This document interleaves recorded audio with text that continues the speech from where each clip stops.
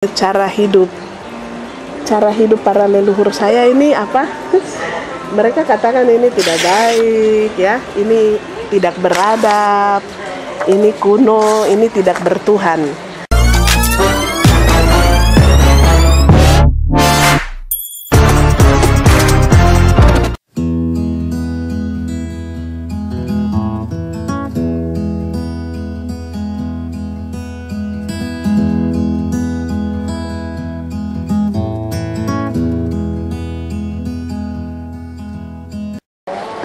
Halo kawan-kawan, welcome back to my channel. Hari ini saya, Ruth. Saya sekarang ada di Sentani. Kali ini di Sapu Channel, saya akan ajak kamu semua teman-teman untuk diskusi. Sudah lama ya saya telah lakukan diskusi atau interview dengan narasumber yang luar biasa, yang pasti susah ditemukan dan susah dan sangat eksklusif di channel ini saja. Nah, kali ini saya mau ajak kita diskusi dengan salah satu perempuan Papua yang banyak bergerak, lebih khususnya di lembaga gereja, sebagai aktivis perempuan di gereja. Nah, kakak yang saya akan undang untuk diskusi dengan orang nih, saya senang sekali dengan pemikiran-pemikiran. Sehingga kali ini kita akan explore bagaimana kakak dia melihat perempuan Papua, persoalan-persoalan kita, dan apa saja yang harus kita lakukan dalam menghadapi tantangan-tantangan sekarang ini. Misalnya macam rasisme kemarin itu, macam-macam gitu. Jadi tanpa buang waktu lagi, langsung saya kenalan dengan kakak dia. Bagaimana? Ayo. Kawan-kawan, ini kakak Rode. Nanti lebih lengkapnya kakak punya nama lengkap, terus kakak dia dulunya sebenarnya pendidikannya apa, sudah berkeluarga kah belum, pokoknya profil tentang kakak nih kakak sendiri yang akan langsung sampaikan lebih jelas ya gitu. Kakak kenalan dulu dengan teman-teman di channel YouTube ini.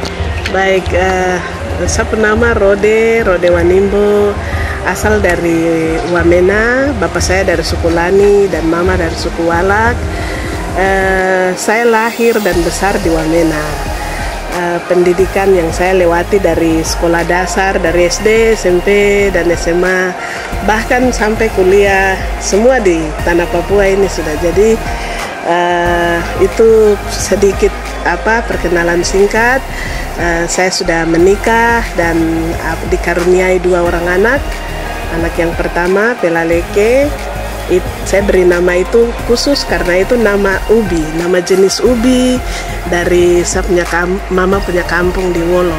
Ubi itu dia manis sekali, jadi semoga sapu anak ini dia memberi rasa manis untuk semua yang hidup di tanah Papua. Luar biasa. Kemudian anak kedua Biko, namanya Biko Timigurik. Jadi karena saya terinspirasi dengan Steve Biko punya Black Consciousness, saya berikan nama anak saya yang kedua nih Biko. Dan sekarang saya sudah menjalani tahun yang ke-8, mendapat kepercayaan melayani sebagai Ketua Departemen Perempuan Gidi. Ini tahun ke-8 di periode yang kedua. Wow, luar biasa. Bagaimana? Jadi pasti akan ada banyak pengalaman sekali yang kakak bisa share dengan kita ya. Karena seperti kita tahu, Gidi itu selalu dikenal dengan gereja pribumi gitu. Jadi terima kasih kakak sudah mau sempatkan waktu untuk bincang-bincang dengan kita di Misteriko Channel Papua. Tanpa membuang waktu lagi, kita mau langsung tanya-tanya kakak tentang kakak punya ide, pemikiran, gagasan. Mungkin yang pertama, ini pertanyaan yang pertama. Jadi yang pertama, menurut kakak banyak sekali persoalan hari ini yang di tanah Papua begitu, yang banyak sekali lingkungan, budaya, hak-hak dan segala macam. Nah, sebenarnya apa yang menjadi persoalan di Papua, khususnya untuk perempuan hari ini, perempuan Papua, nah dalam menghadapi berbagai tantangan dari luar maupun dari dalam sendiri? Mungkin kakak bisa share kita? Saya ingin memulai dengan mengatakan bahwa perempuan Papua hidup dalam lingkaran kekerasan. Dari pengalaman kehidupan saya secara pribadi dan juga pengalaman berorganisasi dan di Wamena dan sampai ke Jayapura, sekarang saya melihat bahwa kekerasan yang dialami oleh perempuan Papua itu berlapis. Kekerasan domestik, kekerasan kultural, dan juga kekerasan secara institusional atau secara lembaga. Dan persoalan banyak, seperti adik sampaikan tadi, banyak sekali persoalan yang dialami oleh perempuan Papua. Tetapi saya melihat secara dari kacamata saya yang melayani di gereja, saya lihat hal yang paling mendasar itu perempuan dia sedang mengalami krisis nilai dan identitas. Perempuan Papua harus memiliki a healthy self image, ya, gambar diri yang baik, gambar diri yang sehat. Itu menurut saya itu dasar. Kalau berangkat dari dari hal ini, pasti dia akan mampu bagaimana menempatkan dirinya dan juga berperilaku dan melakukan semua aktivitas, melihat kompleksitas persoalan di Papua ini dengan bijaksana. Jadi hal yang penting sekali itu bagaimana perempuan Papua dia tahu dia punya identitas dia sebagai perempuan Papua, dan aspek itu akan mempengaruhi aspek lain. Ya, jadi secara garis besarnya kira-kira kita sebagai perempuan Papua punya tantangan itu adalah degradasi nilai, ya, di nilai diri kita, budaya yang kemudian membuat kita juga jadi sulit untuk hari-hari ini mengembangkan diri kita karena nilai-nilai yang sudah mulai luntur itu. Nah, menyambung dengan itu, kira-kira bagaimana kita melihat diri kita dengan situasi yang tadi kakak bilang bahwa nilai-nilai kita ternyata sudah mulai terdegradasi, mulai luntur. Bagaimana kita seharusnya kita survive untuk ini mempertahankan diri kita? Saya pikir yang pertama kita harus belajar banyak bertanya dari orang tua kita di rumah, dari mana asal kita, nilai-nilai yang diyakini dan dihidupi oleh kita punya orang tua, bahkan orang tua dari orang tua kita. Perlu kita ambil waktu juga pada saat libur, kita penting sekali untuk ke kampung, duduk cerita dengan orang tua di Honai atau ikut mama ke kebun waktu dong gale ubi. Kita bisa tanya, bisa ada banyak sekali hikmat, nilai-nilai yang sebenarnya mereka hidupi dan mereka sampaikan juga tidak dengan kata-kata, tapi dari dong punya aktivitas sehari-hari, dan itu sangat penting. Dan kita juga perlu banyak membaca buku. Ini sangat penting sekali dengan ya sekarang media sosial yang mulai ambil peran banyak, ya, mencuri banyak waktu kita. Kita juga perlu bijaksana untuk luangkan waktu dengan membaca buku-buku seperti apa, atau bahkan yang sekarang ini banyak sekali mau akses lihat YouTube dan apa. Kita harus juga cerdas, ya, memilih channel-channel mana yang dia memberikan kita nilai-nilai edukasi. Kemudian penting untuk kita mengorganisir diri, duduk bicara, sharing pengalaman, sharing cerita dengan kelompok perempuan yang lain. Jadi tidak hanya dari suku kita saja atau dari denominasi gereja kita saja, tapi penting untuk kita keluar dari zona nyaman kita, mengenal sesama teman perempuan dari berbagai suku dan denominasi. Selanjutnya nih, terima kasih kakak sudah share, kakak punya ide, pemikiran tentang dua hal yang tadi kakak sudah sampaikan. Nah, terkait ini lebih spesifik sebenarnya terkait dengan, karena tadi ada banyak krisis nilai, terus kita juga perlu untuk melakukan gerakan bersama seperti yang tadi kakak sampaikan. Nah, yang ketiga nih, bagaimana kakak melihat persoalan atau memposisikan diri sebagai perempuan Papua hari ini? Kita lihat dari 2019 kemarin itu ada aksi rasisme, ada tindakan rasisme yang kemudian mengakibatkan aksi yang di beberapa tempat ada chaos, tapi ada juga yang sebenarnya damai seperti di Jayapura.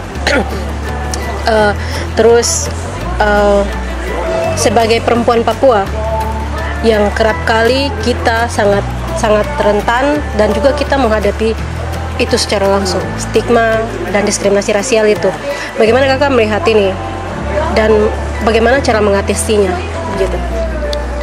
Ya, saya pikir ini sangat penting sekali, khususnya sejak Agustus ya tahun lalu itu, seperti Papua, seperti kita semua hidup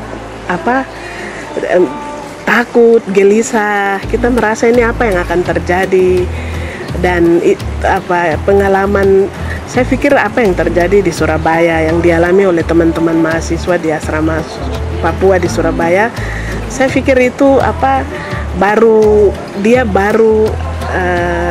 pecah ya, dan maksudnya dilihat oleh banyak orang. Tapi pengalaman itu sebenarnya pengalaman orang Papua mengalami sikap dan tindakan rasis itu sebenarnya sudah terjadi sejak dahulu kala.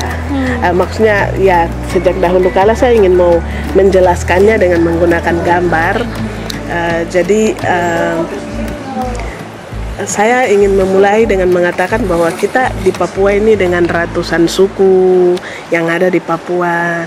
Sejak dahulu para leluhur kita melihat orang lain, diri laki-laki dan perempuan itu sama nilainya. Dan kita hidup di dalam, saya mencoba menggambarnya dengan menggambarnya seperti ini, mungkin harap bisa kelihatan. Jadi ini adalah gambar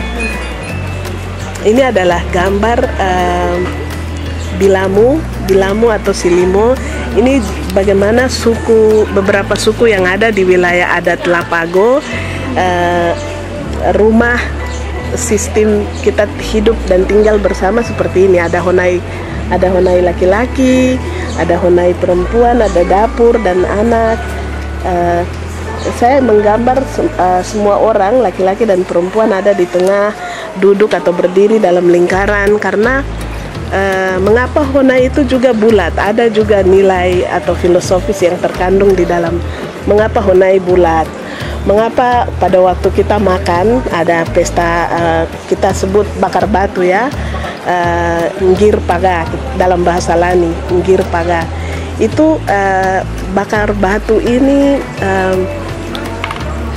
kenapa juga kita duduk dalam bentuk lingkaran? Semuanya mengandung makna yang sangat dalam sekali. Jadi pada waktu kita hidup dalam masa ini, itu semua orang nilainya sama. Mau membuka kebun yang baru, mau kerja membuat pagar, mau buat perayaan pada waktu anak lahir, nah itu semuanya dibicarakan bersama, didiskusikan bersama dan dilakukan secara bersama-sama. Jadi kita hidup menghargai sesama. Kita juga hidup, orang tua para leluhur kita hidup menghargai gunung, menghargai kali, sungai. Karena gunung, tanah dilihat, dimaknai sebagai mama yang memberikan kehidupan. Dan nilai-nilai ini kita hidup dengan baik dan kita bangga menjadi diri kita sendiri. Tetapi ketika Pulau Papua ini didatangi oleh orang-orang asing dengan agenda-agenda mereka, mereka melihat bahwa cara hidup para leluhur saya ini mereka katakan ini tidak baik ya, ini tidak beradab, ini kuno, ini tidak bertuhan. Tetapi kita lihat kembali apakah itu benar. Jadi penting sekali itu sebenarnya pada saat mereka datang dengan stigma dan label itu, sebenarnya bentuk-bentuk rasisme itu mulai muncul di saat itu ketika Pulau Papua ini didatangi oleh orang asing. Dan mereka datang, kemudian mereka mau memaksakan kita, untuk hidup dalam nilai yang baru ya, tatanan yang baru, rumah yang baru. Jadi sapu honai itu tidak baik, saya hidup piara babi itu tidak bagus, itu tidak beradab. Jadi saya harus kasih tinggal itu semua, dan saya harus hidup di dalam rumah yang baru dengan nilai-nilai yang baru. Karena jadi saya kata Bapak Pendeta Beni Giai bilang, orang Papua di Indonesiakan dan kita dipaksakan untuk hidup dalam rumah ini. Dalam tahap ini itu yang segala bentuk kebijakan pemerintah semuanya bias pendatang. Semua kebijakan, mau kebijakan untuk ekonomi atau kebijakan untuk seperti transmigrasi ya, program-program transmigrasi atau pembangunan, semua kebijakan itu bias pendatang dan orang Papua terpinggirkan, termarginalisasi. Jadi sesudah itu dengan semua kebijakan program pemerintah, bahkan praktek-praktek pengajaran teologi yang sebenarnya tidak disampaikan secara utuh, itu juga mempengaruhi melegitimasi kebijakan pemerintah yang mendukung sebenarnya praktek-praktek rasisme tadi. Jadi semua kebijakan itu membuat saya gambar di tahap atau fase yang ketiga, semua kebijakan pemerintah dan bahkan pengajaran teologi yang tidak kontekstual itu membuat ruang hidup orang Papua itu menjadi hilang ya, menjadi kecil. Di gambar ini orang Papua sudah berada di luar rumahnya sendiri. Dalam rumah ini terlalu banyak orang masuk dalam rumah. Jadi orang Papua merasa dia menjadi tamu di dalam rumahnya sendiri. Ya, terima kasih kakak yang untuk jawaban tadi, maksudnya menurut saya sangat menggambarkan bagaimana kita melihat dari dalam terhadap pengaruh dari luar yang masuk. Kakak sudah jelaskan terkait hal itu, dan selanjutnya mungkin apa yang sebenarnya dapat kita lakukan, bukan hanya kita sebagai individu, tapi mungkin lebih khusus karena tadi pengaruh dari luar mempengaruhi juga kebijakan dan sebagainya. Apa kira-kira yang menurut kakak yang bisa kita lakukan sebagai individu, sebagai aktivis perempuan, mungkin di gereja, tapi juga terhadap pemerintah kita? Apa yang seharusnya kita lakukan seperti itu? Saya akan memulai dengan apa yang kita bisa buat secara pribadi ya. Dan saya mau mengambil contoh dari contoh pengalaman pribadi saya sendiri sejak SD, SMP, bahkan sampai SMA dalam kegiatan karnaval sekolah ya. Pasti semua punya pengalaman di sekolah. Waktu karnaval itu kan guru-guru suruh kita pakai pakaian sesuai dengan kita punya mimpi atau cita-cita ya. Jadi sejak SD banyak sekali ada yang pakai pakaian pilot, mau pakai pakaian polisi atau poluan. Terus saya memilih untuk pakai noken dan sali. Itu saya masih ingat pertama sekali di kelas 4 SD. Kelas 4 SD saya memilih memakai noken dan sali.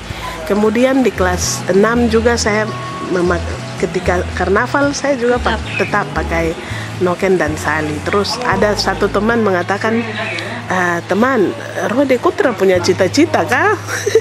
Kok cita-cita sebenarnya apa? Begitu. Masa dari kelas 4 ku pakai noken sali, sampai sekarang ku pakai noken dan sali lagi ya. Terus saya bilang, cita-cita ada, saya ingin jadi guru, tapi saat ini saya lebih rasa lebih bangga untuk pakai noken dengan sali. Jadi waktu SD negeri di Wamena, terus SMP 2 saya tetap pakai noken dan sali. Karena saya mau coba pakai saya cita-cita mau jadi ibu guru, tapi saya mau pakai pakaian seperti saya ibu guru macam saya rasa bukan saya begitu maksudnya. Jadi ketika saya pakai noken dan sali itu saya rasa bangga dan rasa puas. Terus bahkan sampai SMA. Sampai waktu SMA saya punya pengalaman ketika teman-teman lain mulai pada waktu itu dong sudah baris di halaman sekolah. Terus waktu saya datang dengan pakai noken dan sali begini, teman-teman dong mulai bisik-bisik dengan tertawa kecil-kecil canda-canda kecil. Dan saya rasa dalam saya pikiran, oh mungkin dong nih dong bosan lihat saya pakai ini terus saya tetap mau bilang bahwa ini saya sudah begitu. Jadi sampai SMA juga saya pakai SMA saya tetap pakai sali dan noken. Nah, jadi waktu SMA tuh ada teman-teman yang lihat dengan tatapan yang agak berbeda. Karena begini, maksudnya budaya yang dominan itu membentuk kita bahwa pakai sali dan noken itu terbelakang sekali, itu kuno begitu. Dan budaya yang dominan sekarang dengan apalagi iklan-iklan ini ya, iklan-iklan kosmetik dan segala macam, bahwa standar yang cantik itu kulit harus lebih terang, terus tubuh harus langsing, ya, terus juga maksudnya ya begitulah standar-standar yang dibuat oleh budaya yang dominan pada saat ini. Jadi dan juga koteka atau sali, noken itu kan dilihat sebagai simbol keterbelakangan, lambang kemiskinan atau kebodohan. Jadi saya ingin membuktikan bahwa karena saya berprestasi dalam kelas, jadi saya mau membuktikan bahwa itu tidak benar gitu. Dan bahkan sampai saya menikah pun di November 2010 itu syarat yang saya berikan kepada Pak Timi, sekarang suami saya bilang, aduh maaf sekali kalau mau menikah izinkan saya pakai sali dan noken begitu. Jadi saya menikah pakai sali dan noken. Saya merasa penting sekali untuk memotivasi perempuan-perempuan Papua, khususnya adik-adik yang ada di pedalaman, bahwa memotivasi dengan perbuatan tuh lebih kuat ya, dia punya pengaruh daripada kata-kata. Jadi contoh begitu. Pertahankan jati diri itu Kakak. Benar sekali. Kemudian itu yang secara pribadi ya. Terus kalau secara organisasi di Departemen Perempuan kami memulai untuk di periode kedua, itu mulai di tahun ke-6 kita mulai dengan buat kelompok-kelompok sel pendalaman Alkitab. Di sini saya bersama dengan pemimpin-pemimpin perempuan yang ada di tingkat klasis bahkan tingkat wilayah, kita berkomitmen untuk mulai kelompok sel, kelompok yang kecil saja, 5 orang, 8 orang, tapi itu dilakukan secara berkelanjutan. Dan kita mulai mencoba membaca Alkitab menggunakan kacamata kita sendiri, karena sudah terlalu lama kita pakai orang lain kacamata untuk memaknai Injil. Lagi lihat kurang banyak. Makanya kita baca begini, tapi saya pengalaman hidup sehari-hari ini beda begitu. Dan memang kekristenan ini kan muncul dari budaya yang sangat patriarki. Nah, Alkitab juga ditulis oleh laki-laki. Jadi kita perlu Kakak Pendeta Dr. Yosina Waspakrik bilang dalam salah satu seminar, dia bilang kita harus pakai ini hermeneutik, suspicious hermeneutik, itu memahami Alkitab dengan curiga ya. Kita harus penuh curiga baca teks ini nih. Siapa yang tulis? Terus dia tulis itu dalam konteks sejarah saat itu tuh seperti apa? Nah, jadi kita harus penuh curiga sekali membaca teks-teks firman Tuhan. Dan jadi teman-teman perempuan di Afrika Selatan dan juga teman Lisa Sharon Harper di Amerika, dia bilang itu kita membebaskan Injil itu sendiri, decolonizing the gospel. Jadi kita harus bebaskan Injil itu dulu supaya kita Injil itu benar-benar hidup dalam kita hidup sehari-hari. Jadi kelompok PA yang secara berkelanjutan kita lakukan. Terus juga kita harus lihat Yesus pakai kita kacamata sendiri ya. Jadi Yesus yang digambarkan yang digambarkan seakan-akan tuh dia berambut lurus, terus dia berkulit yang terang. Terus Yesus dia seperti dia mengalah, dia lebih memilih dia lebih memilih mengalah dan ajar tentang kasih. Saya pikir poin terakhir itu benar, tapi dia mengalah dengan menggunakan pengajaran-pengajaran yang dia sebenarnya menentang sistem, yang menindas. Terus dia juga sebenarnya ketika mungkin ingat cerita kalau ada yang mau menguji Yesus ya, bilang ini di koin ini gambar siapa? Gambar kaisar. Nah itu kan dia bilang ya apa yang kalian lihat di koin itu kaisar. Oke, berikan kepada kaisar apa yang kaisar punya, tetapi berikan kepada Tuhan apa yang menjadi milik Tuhan. Nah, sekarang pada saat kita diskusi dalam PA yang saya laki-laki dan perempuan atau saya manusia Papua, kita mewarisi gambar dan rupa Tuhan. Jadi sebenarnya dalam sekali Yesus dia menentang sistem yang menindas. Dan pengajaran Yesus itu dia mau dia mau menghadirkan shalom. Shalom itu di bumi sekarang, tapi banyak sekali pengajaran-pengajaran teologi saat ini, khususnya kita di Papua dengan 50 denominasi, khususnya yang Kristen Protestan. Itu pengajaran-pengajaran kita fokus hanya mau membawa umat masuk ke surga. Tetapi Yesus mau menghadirkan shalom itu di bumi. Dan saya pikir ini juga di pengajaran-pengajaran pimpinan gereja kita sekarang juga dipengaruhi oleh aliran-aliran evangelikal konservatif. Aliran ini adalah aliran yang hanya fokus pada keselamatan pribadi seseorang setelah kematian. Tetapi bagaimana umat Tuhan hidup di dunia sekarang, bagaimana dia berdamai dengan kelompok manusia yang lain, bagaimana dia menghargai alam ciptaan yang lain, bagaimana dia juga diberlakukan layak sebagai manusia. Itu tidak diajarkan dalam gereja-gereja kita saat ini. Jadi penting sekali kita diskusikan itu. Selain itu juga kita mencoba ada program prioritas, salah satunya bercerita dalam lingkaran. Ini kita mau mencoba menciptakan ruang dan waktu bagi perempuan untuk bercerita.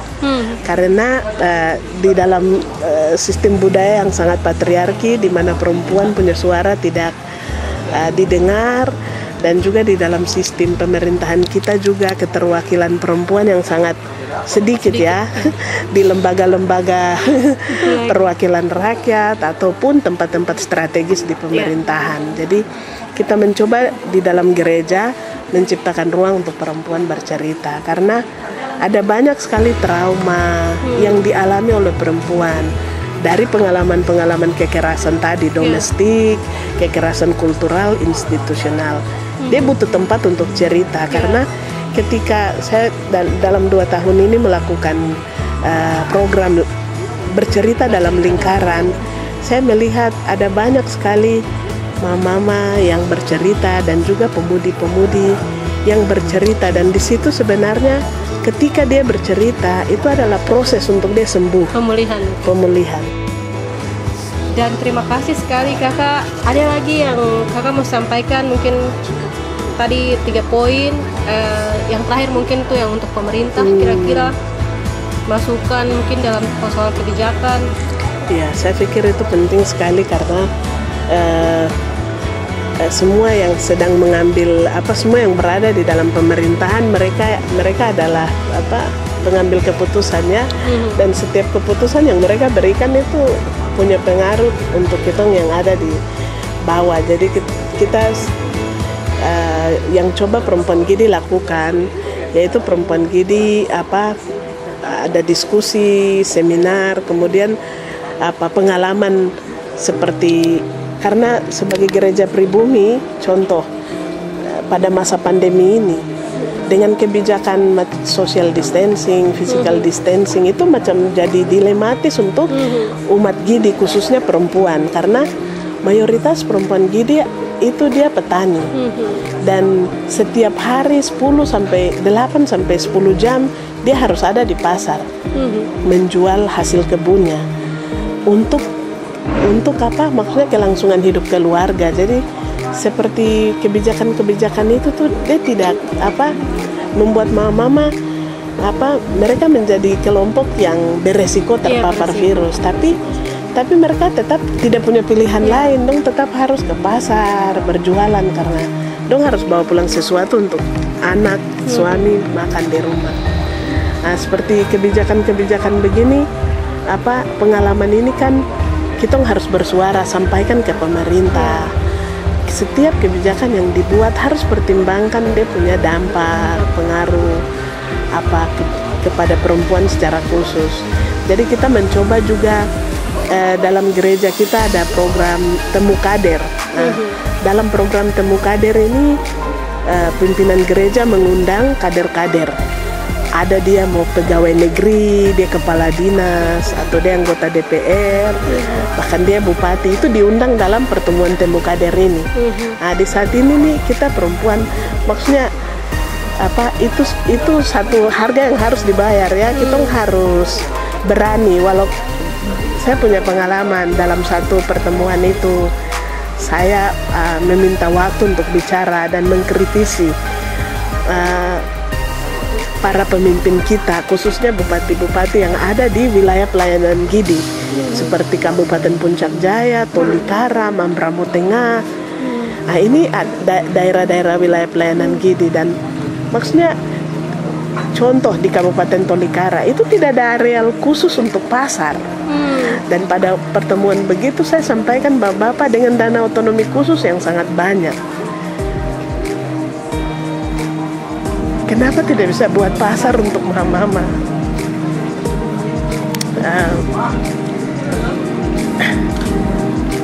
Ya sekarang ya tahun depan kita nggak akan ini Otsus deh buat pengaruh apa untuk orang Papua, dan saya pikir suara perempuan sangat penting sekali. Jadi di satu kabupaten yang tidak ada pasar untuk mama-mama berjualan itu, saya pikir tidak perlu lagi kita buat evaluasi panjang-panjang, tapi pergi sudah ke kampung dan tanya mama-mama dong Otsus itu apa. Dengar dari rakyat dong, jangan dengar dari semua yang ada di kota yang memegang kekuasaan. Jadi memang ketika kita menentang kekuasaan, menentang sistem yang tidak berpihak kepada kita perempuan, kita harus juga siap untuk ditolak, siap untuk tidak disukai, siap untuk distigma bahwa kita perempuan yang memberontak dan tidak tunduk kepada otoritas. Saya pikir itu harga yang harus dibayar untuk menjadi pengikut Yesus, karena memang Yesus dia menentang sistem. Jadi itu yang kita coba buat. Pasti kita tidak akan disukai oleh banyak orang, tapi saya pikir memang saatnya sekarang kembali kita penting untuk definisikan kembali pemimpin itu sebenarnya. Kita mendefinisikan kembali arti pemimpin. Saya pikir tuh yang saya bisa bilang dengan 8 tahun pengalaman melayani di Departemen Perempuan Gidi. Luar biasa. Thanks kakak, sangat berarti sekali sharing kita kali ini, dan mungkin ini terakhir sekali quotes langsung aja, karena menurut saya sudah banyak yang kakak sharing buat kita, buat teman-teman muda yang hari ini nonton. Mungkin ada kakak punya kata bijak atau pedoman atau moto yang menjadi prinsip dasar kak, singkat, padat, dan jelas untuk teman-teman muda yang hari ini sedang menonton acara ini. Ya, saya punya pengalaman bersama nenek saya, namanya Pelerogo Kenelak. Satu waktu saya ikut nenek saya di kampung, di Wolo. Pagi itu dia ajak saya ke kampung dan dia bilang, Rode, hari ini kita gali ubi, kita panen. Terus karena saya terlalu senang sekali, sewaktu tiba di kampung tuh, saya langsung mau bersihkan rumput dan langsung mau gali ubi. Terus nenek dia marah saya, dia bilang, Rode sabar. Kita harus bilang terima kasih ke tanah ini, ke kali. Nenek kebun ini pas di pinggir kali tinggi namanya. Jadi dia bilang, Rode terima kasih ke kali ini, terima kasih ke tanah nih, karena dong bikin ubi nih bisa besar, jadi kita bisa gali. Terus saya pikir saat itu langsung dia lihat, saya punya nenek dia lihat ke kali, ke tanah, dan dia bicara dalam bahasa daerah, dalam bahasa Walak. Terus dia bilang, sekarang kok bisa gali. Jadi pengalaman itu saya tidak bisa lupa dalam saya punya hidup, bahwa kita manusia ini sangat bergantung kepada tanah ini. Jadi kita harus jaga tanah ini sebagai kita pemama. Terus saya ingin mengutip satu filsuf Melanesia, Bernard Narakobi namanya. Dia bilang begini, peradaban orang Papua tidak dimulai ketika datangnya orang-orang asing ke Papua dan ketika datangnya para misionaris ke Papua, tapi orang Papua, orang Melanesia punya peradaban sendiri, dan kita harus meletakkan itu sebagai sejarah kita. Dan Robert Sobukwe bilang begini, hanya ada satu ras, yaitu ras manusia. Terima kasih. Thank you. Ya, tidak banyak lagi untuk closing saya di kita interview kali ini. Sekali lagi saya mengucapkan terima kasih banyak buat Kakak Rode yang sudah bersedia di sini berbagi dengan kita. Tadi ada beberapa catatan penting, saya tidak akan ulangi banyak. Buat yang penasaran, nonton dari awal sampai dengan terakhir supaya kamu tahu apa yang kakak share dengan kita. Tapi terakhir tadi kakak bilang bahwa tanah ini yang memberikan hidup buat kita, tanah ini yang buat kita bisa survive, sehingga kita harus tetap melihat tanah ini sebagai mama, tanah yang harus dilindungi, yaitu tanah kita, tanah Papua. Nah, terakhir saya mau bilang jangan lupa like. Seperti biasa ya kawan-kawan, jangan bosan dengar saya bilang ini. Jangan lupa like, share, komen, dan subscribe Misereko Channel Papua. Sampai jumpa di diskusi-diskusi selanjutnya. See you on next video. Bye-bye.